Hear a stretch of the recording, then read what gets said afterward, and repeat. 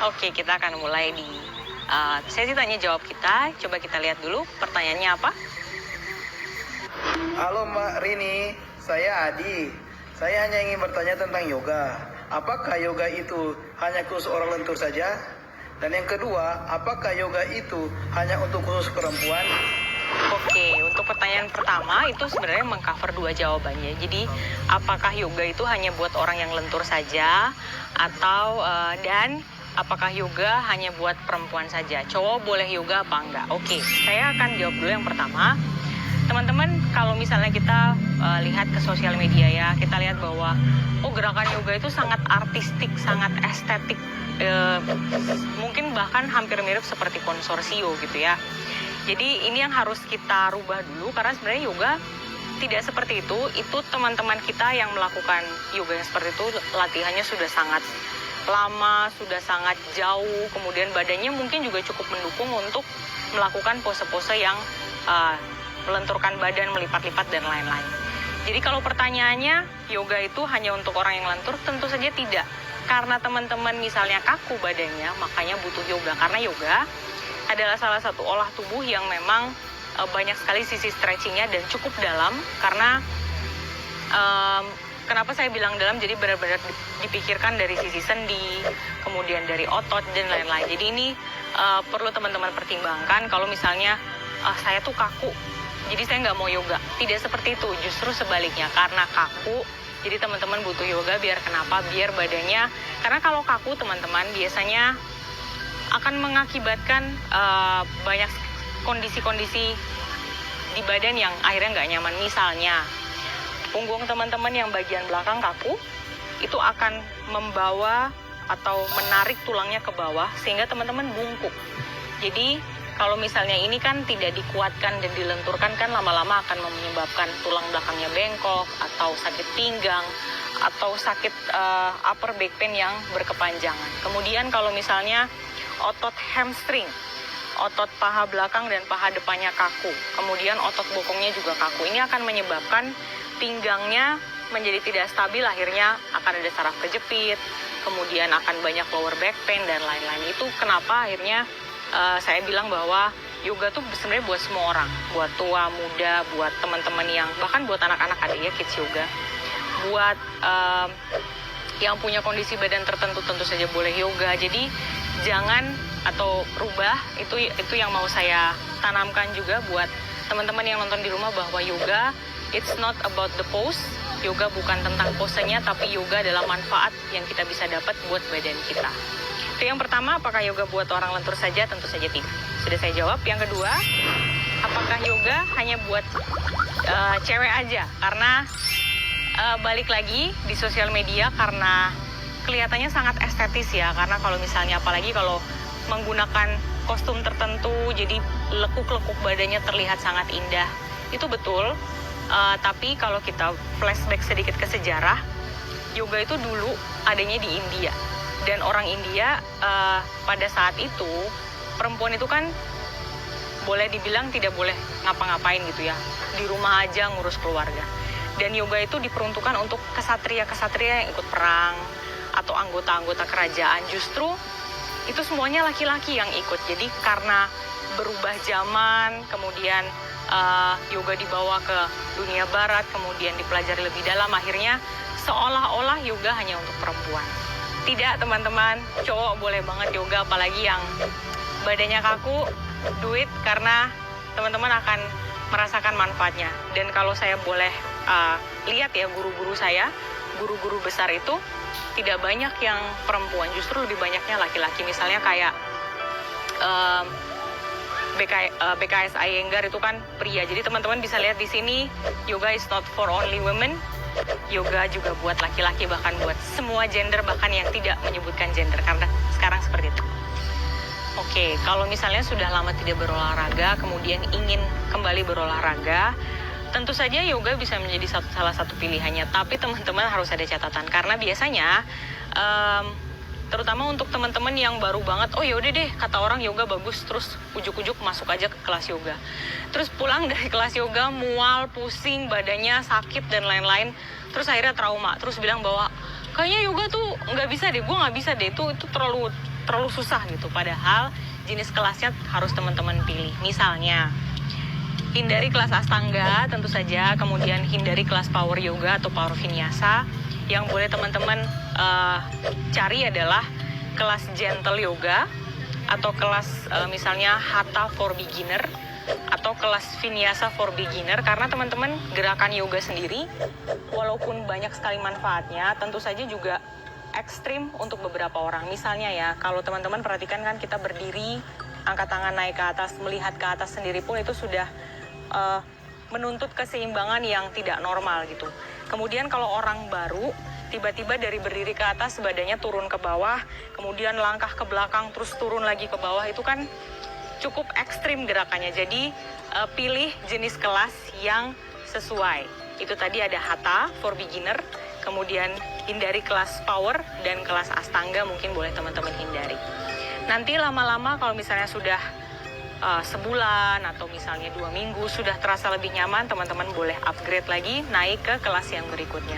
Jadi harus pilih, jangan sampai teman-teman yoga bukan buat saya, yoga terlalu berat, yoga terlalu susah, atau duh guru ini kok ngajarinya aneh ya, guru ini ngajarinya terlalu ekstrim. Padahal mungkin jenis kelasnya yang kita salah masuk gitu. Jadi teman-teman boleh pilih itu. Kalau misalnya mau tambahkan agar lebih maksimal lagi, teman-teman boleh cari Hatha Beginner, kemudian seimbangkan dengan misalnya jalan pagi atau jogging, sehingga lebih banyak bergerak dan heart rate-nya cukup terlatih untuk gerakan-gerakan yoga yang lebih kompleks. Semoga terjawab teman-teman pertanyaannya, dan thank you buat teman-teman yang sudah setia stay tune, ikuti dan latihan terus bareng kita. Saksikan terus Ayoga di TVRI Nasional. Boleh kalau misalnya ada pertanyaan boleh sampaikan ke kami di @tvri_nasional atau ke saya boleh di @ritrini. Kita tunggu pertanyaan dari teman-teman. Stay tune terus di TVRI, media pemersatu bangsa. Namaste.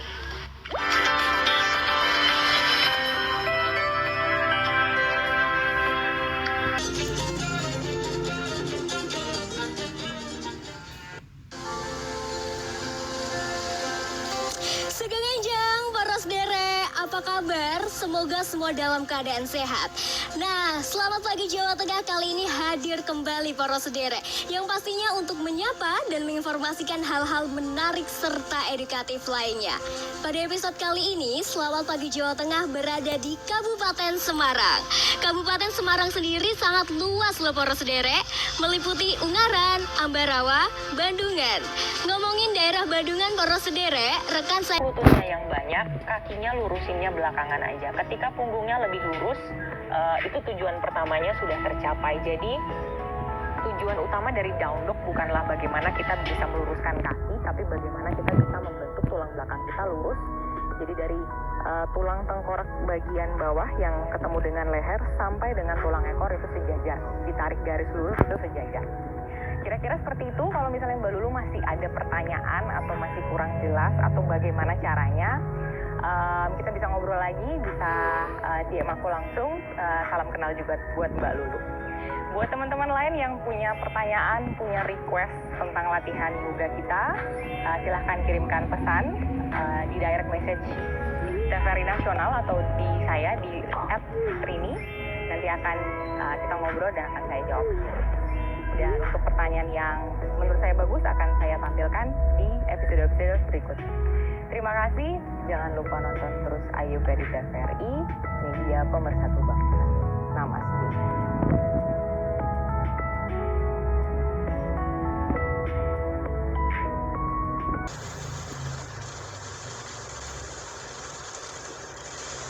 Hujan langsung deres banget.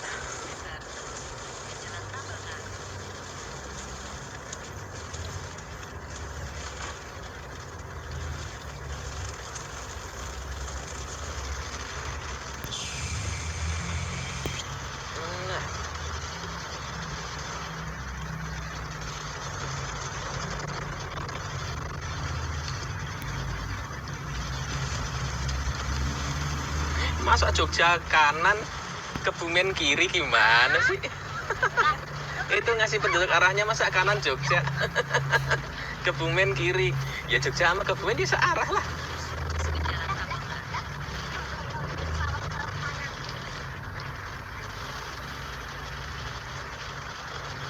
Pantai Jetis, belok kanan.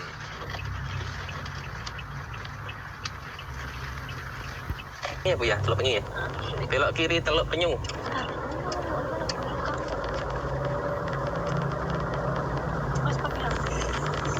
Ini udah sampai pertigaan yang kita maksud ya. Itu ada petunjuknya.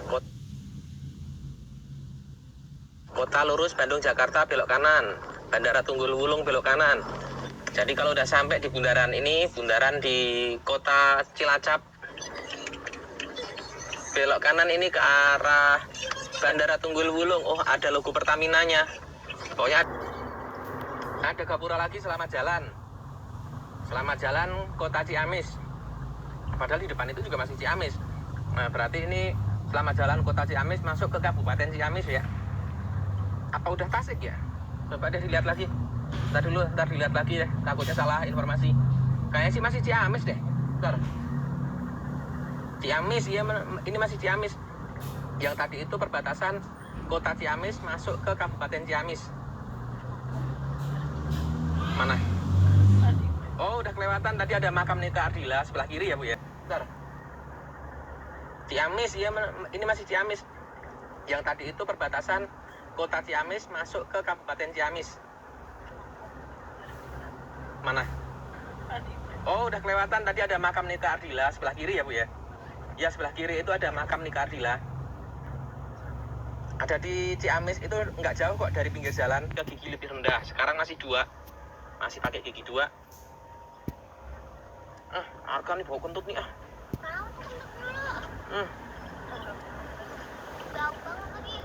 baunya ampun deh. Masuk video lagi Arka nih bau kentut nih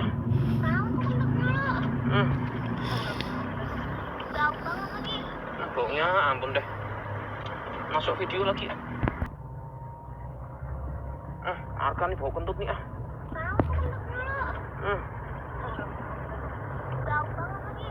baunya ampun deh. Masuk video lagi Arka nih bau kentut nih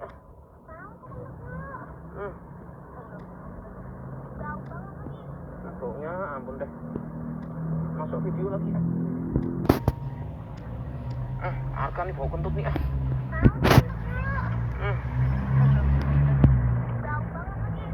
baunya ampun deh. Masuk video lagi Kalau yang jalur lama ya nggak tahu kalau sekarang gimana. Udah lama banget nggak lewat sini. Udah banyak perubahannya, udah banyak banget pembangunan di daerah Cilenyi. Nanti kita lihat lagi jadi kayak apa.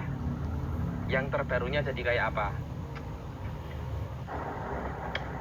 Udah mau sampai ke tol Cilenyi, Bandung Cimahi Jakarta belok kiri.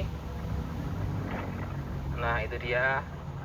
Oh itu udah ada tol baru tuh di atas tuh. Bandung Cibiru Jakarta Bandung. Waduh bikin bingung tuh. Bandung Cibiru kanan, Jakarta Bandung kiri. Nah ini udah sampai di tol Cilenyi ya.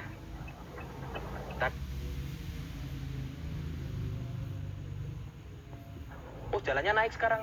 Oh sekarang beda ternyata jalannya. Udah langsung naik lewat flyover.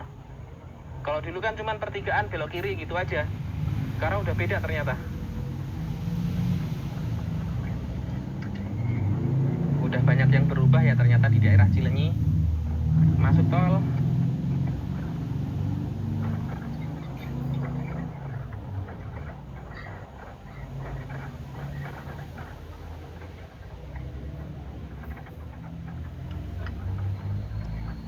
Jalan terus.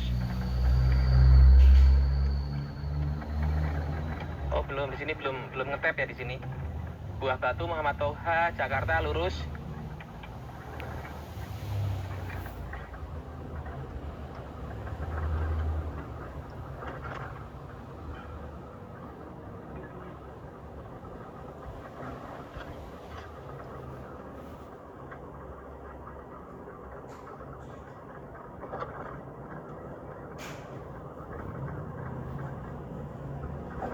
Kalau di Maps-nya itu masih lewat bawah, jalannya lurus. Kita muter-muter ini. Di Maps-nya kayaknya ini belum ada nih jalan ini. Di Maps-nya itu jalannya bukan yang ini, tapi yang di bawah itu. Yang jalur lama. Kalau di jalan Maps, di Google Maps itu jalannya masih jalan yang lama, dia di bawah. Kita muter-muter ini, ngikutin jalan yang barunya. Nah ini dia nih gerbang Cilenyi. Sekarang jam 3:27, jam setengah 4. Kita bikin video dari perempatan Wangon sampai ini langsung lurus lagi. Oh belum bayar, belum. Kita bikin video dari perempatan Wangon tadi jam 9:44, jam 10 kurang. Sekarang jam setengah 4. Berapa jam tuh? Lumayan lama ya, soalnya kita emang agak muter-muter ini.